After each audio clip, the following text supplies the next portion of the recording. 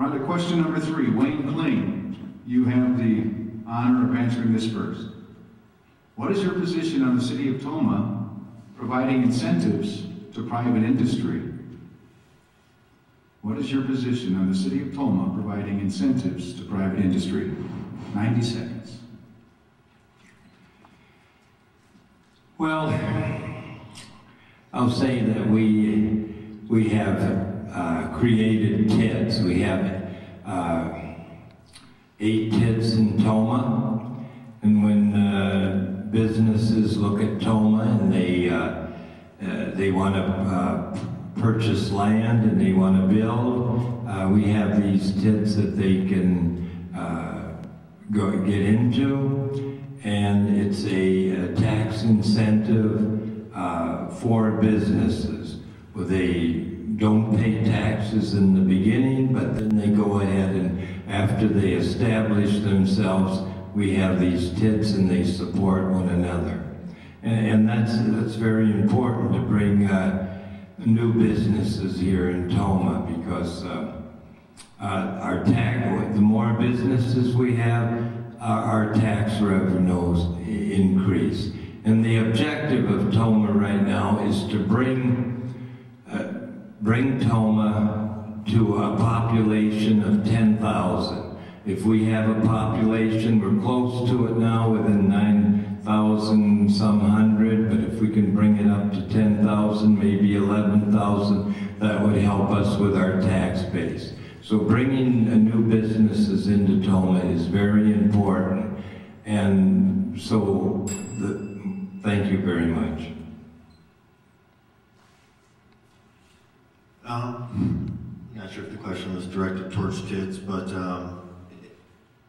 giving incentives to build is probably as old as building itself. I mean, everybody knows you got to spend a little bit to make a little bit. Not everybody comes in with the exact amount of money to build, or even the need or want to build. A lot of things can be solved by working with business owners.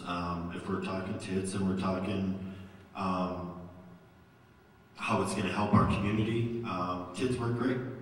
TIDs work super as long as you have an active chamber and a city administrator who knows what he's doing. Those two things, TIDs work great.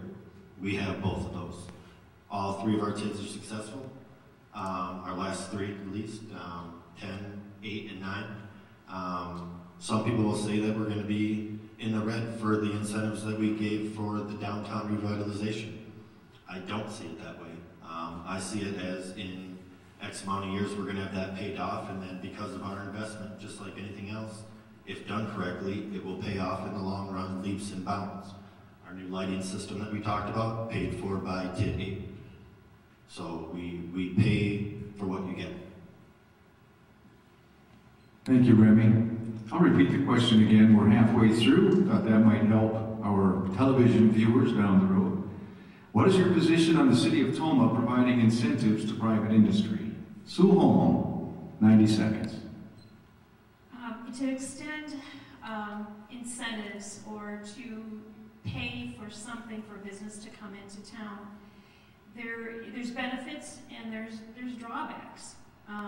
It extends the debt that the town has, the city has, but it also can work to a benefit. There's a trickle down.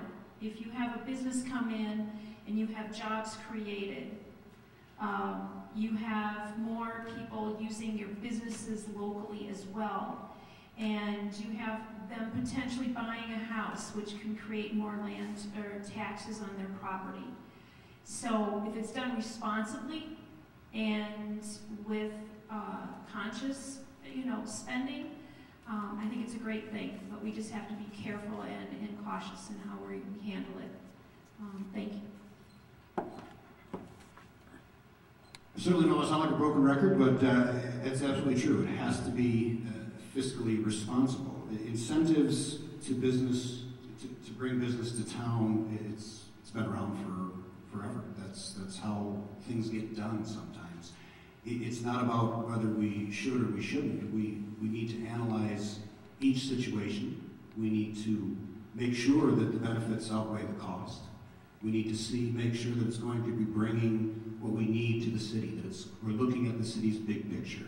The council's job is to look at the city's big picture and not just simply look at one choice and how it affects us today, but how it affects us over time. And how is it going to make us better? Is this the right decision? It could be. Maybe it is, maybe it isn't. And incentives come in all different shapes and sizes, be it actual dollars for building or putting in an industrial park.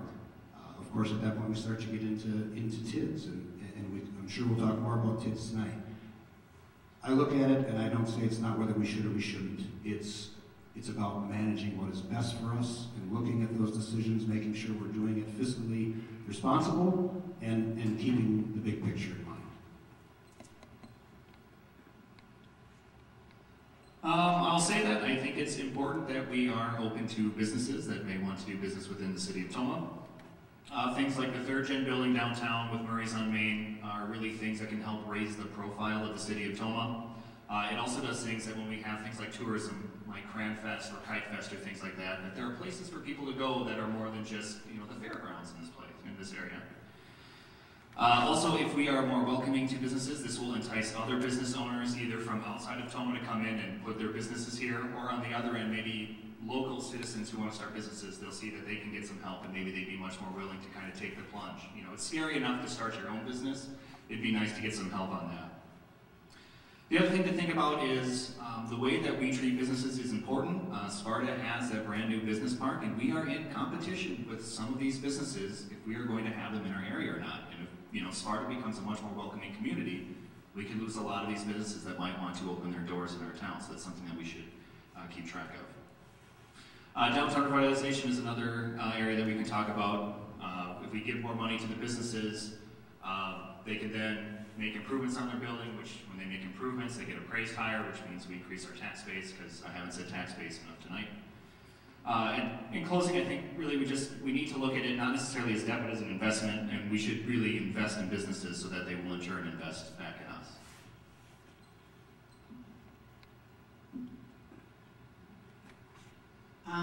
I'm beginning to feel like a parrot up here, being the last one. I agree with some of the comments that were made. I really think it's important to give businesses incentives. However, I feel like we have to be very fiscal responsible about what we do. I'm not in favor of long-term tax breaks, because when we bring a business in, that's one of the things that makes we get a higher tax income from the property taxes. And if we forgive the taxes, then we're not getting anything, and particularly if it goes on for a long time. Otherwise, yes, I am in favor of giving businesses not tax, but incentives, like a break on the land purchase and things like that.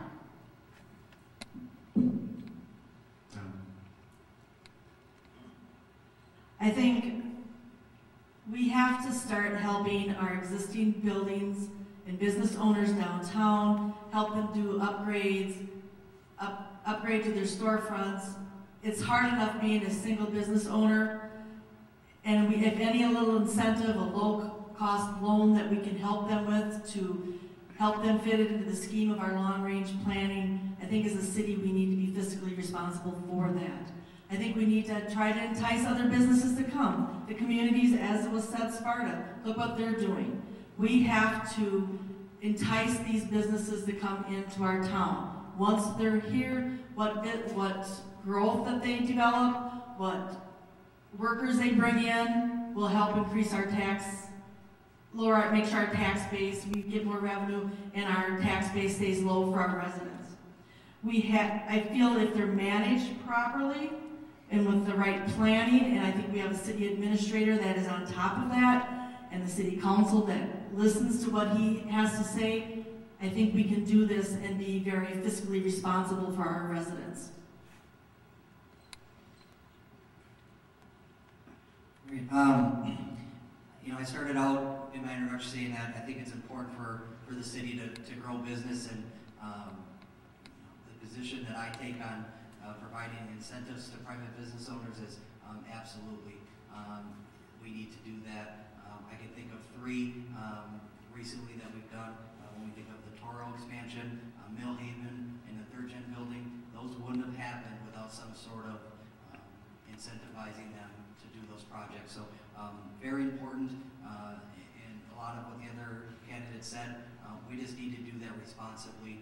These TID districts need to cash flow. We certainly don't want to invest in something that we don't feel confident is going to work out. And we do that by hiring some really good people, some professionals to come in, explain our options to the council. It's, I don't think anybody on the council is an economics major, but that's not our role. Our role is to listen to the professionals that the city puts in front of us, and make the best decision possible. And some of that revenue is going to go to helping the local small businesses fix up their storefronts, and without the TID we wouldn't be able to do those things either. So. Thank you.